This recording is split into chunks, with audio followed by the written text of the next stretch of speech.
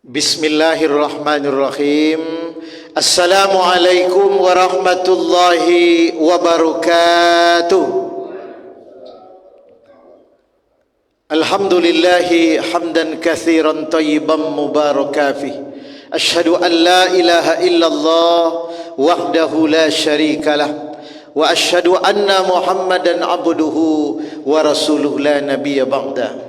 Allahumma salli wa sallim ala Muhammadin wa ala alihi wa sahbihi ajma'in, amma ba'du. Summa rabbisrah li sadri wa yassir li amri wahlul 'uqdatam min lisani yafqahu qawli. Bapak-bapak, ibu-ibu, kaum muslimin, kaum muslimat, sidang jemaah zuhur yang Allah muliakan. Pertama dan yang lebih utama, marilah kita kembali memuji dan memuja Allah Ta'ala dengan ucapan Alhamdulillah.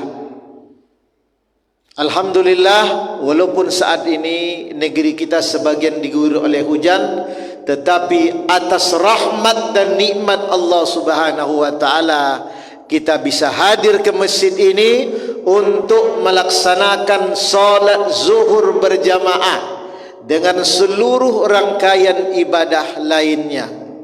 Yang cepat datang dapat salat sunat tahiyatul masjid, dapat salat sunat rawatib, dapat waktu yang mustajab dalam berdoa. Itulah antara azan dan iqamah. Inna du'a la yuraddu bainal azan wal iqamah, kata Nabi. Sesungguhnya doa yang tidak ditolak Allah Ta'ala, doa antara azan dan iqamah.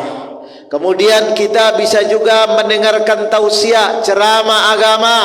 Kata Nabi, man kharaja, siapa yang keluar dari rumahnya, dari kantornya, dari tempat dia bekerja, fi talabil ilmi, menuntut ilmu-ilmu agama, dengar ceramah, dengar pengajian, wa huwa fi sabilillah, bagaikan berjihad di jalan Allah, hatta yurjik, hingga dia sampai kembali pulang. Apalagi dapat pahala salat zuhur berjamaah itu sendiri 27 derajat. Apalagi dapat pahala berzikir dan berdoa, dapat pahala silaturrahim, dapat berimpak sedekah 700 kali lipat. Subhanallah. Itu baru sekali zuhur hari ini. Salawat dan salam Allahumma salli ala Muhammad wa ala ali Muhammad, mudah-mudahan selalu tercurahkan kepada baginda Rasulullah sallallahu alaihi wasallam. Bapak-bapak, ibu-ibu yang berbahagia, tanpa terasa oleh kita, rupanya hari ini kita sudah berada pula di bulan Rajab. Artinya tidak lama lagi kita akan memasuki bulan suci Ramadan. Allahumma barik lana fi Rajab wa Sya'ban wa balighna Ramadan. Rasanya baru kemarin kita salat Idul Fitri, belum lama rasanya kita masih salat tarawih berjamaah ke masjid. Tanpa terasa waktu begitu cepat berlalu. Itulah di penghujung zaman ini. Kata Nabi, tidak akan terjadi hari kiamat kecuali 1 tahun terasa 1 bulan, 1 bulan terasa 1 minggu, 1 minggu terasa 1 hari, 1 hari terasa 1 jam, 1 jam kata Nabi terasa 1 kedipan mata. Begitulah. Kalau dulu lama rasanya setahun, sekarang sebentar. Dan hendaklah setiap kita, setiap pertukaran waktu dari minggu ke bulan, bulan pergi tahun pun datang, kita bisa melakukan muhasabah diri. Itulah judul ceramah singkat kita, muhasabah diri. Allah berfirman dalam surah Al-Hasr ayat 18. Kata Allah Ta'ala, a'udzubillahi minasyaitonir rajim. Ya ayyuhalladzina amanu taqullah. hai orang-orang yang beriman, bertakwalah kepada Allah. Sudah beriman kita, masih diajak oleh Allah Ta'ala kita untuk bertakwa. Mengapa? Wal tanzur nafsum ma qaddamat liwat. Hendaklah setiap kita, setiap diri memperhatikan apa persiapan yang sudah dipersiapkan untuk hari esok. Hari esok ni ada dua. Hari esok pertama, hari mulai sekarang sampai kematian menjemput kita. Sekarang mari kita renung-renung apa persiapan kita di hari tua.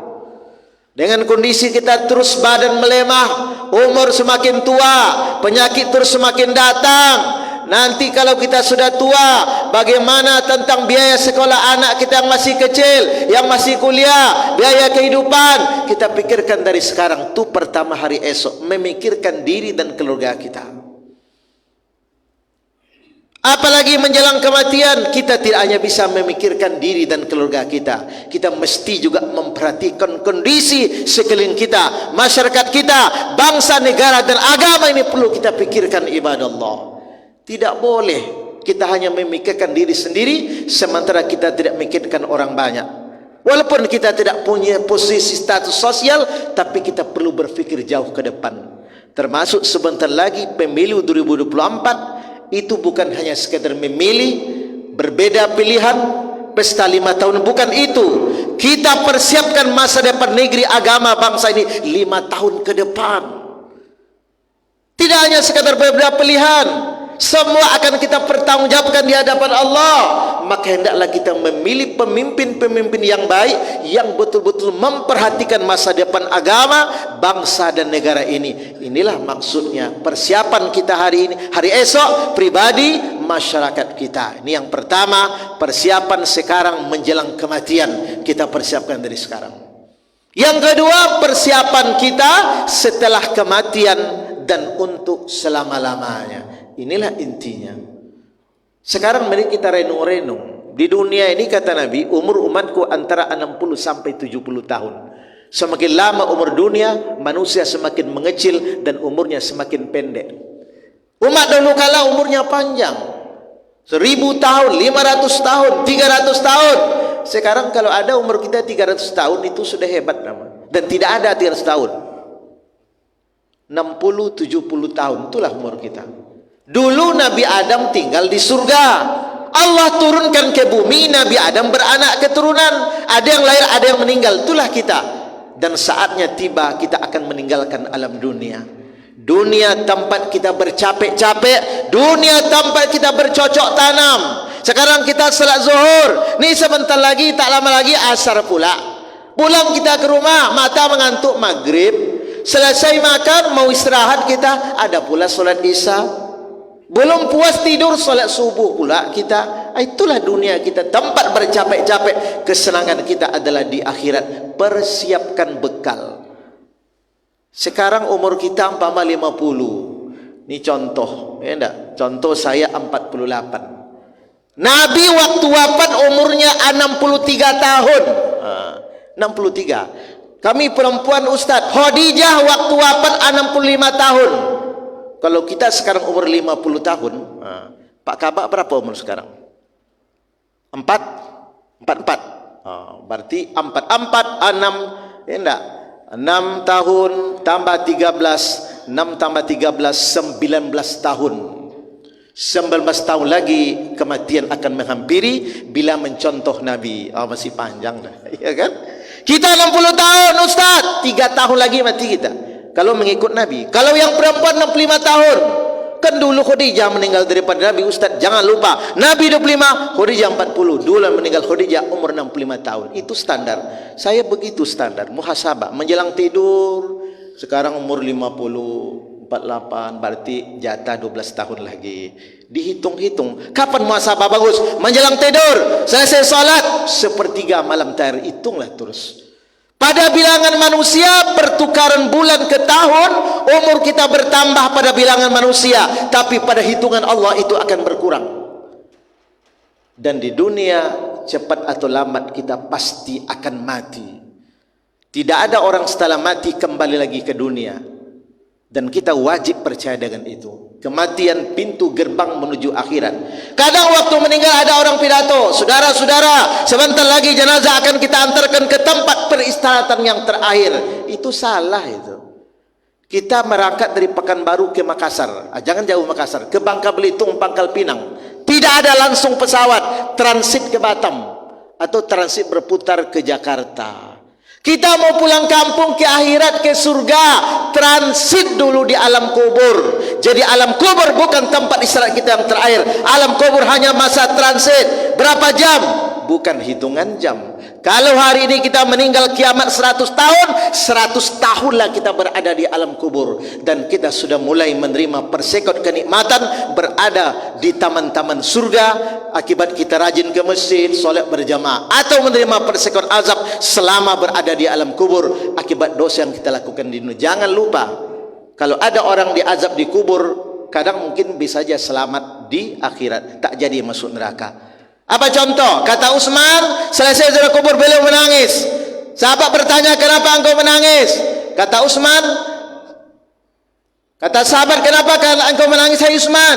Engkau kan termasuk 10 sahabat yang dijamin masuk surga. Kata Utsman, betul Nabi menjamin saya masuk surga, tapi Rasul tidak pernah menjamin saya terlepas dari azab kubur.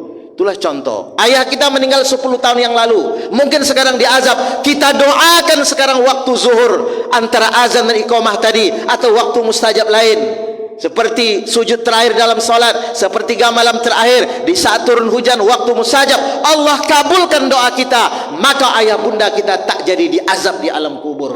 Subhanallah. Itulah maksudnya. Oleh karena itu, mari kita persiapkan bekal kita. Pertama, untuk di alam kubur.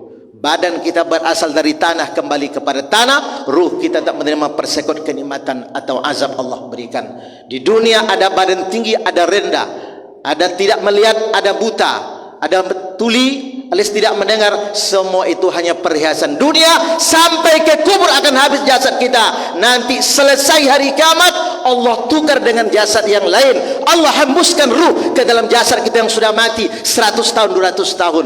Wa nufiha fisur fa izahum minal adasi ila rabbihim yansilun. 51 ayat 51 surat Yasin. Maka tatkala Allah meniup sangkal yang kedua, seluruh manusia bangkit dari kuburnya dalam hidup roh dan jasadnya. Itulah kita mulai kehidupan baru, hidup roh dan jasad.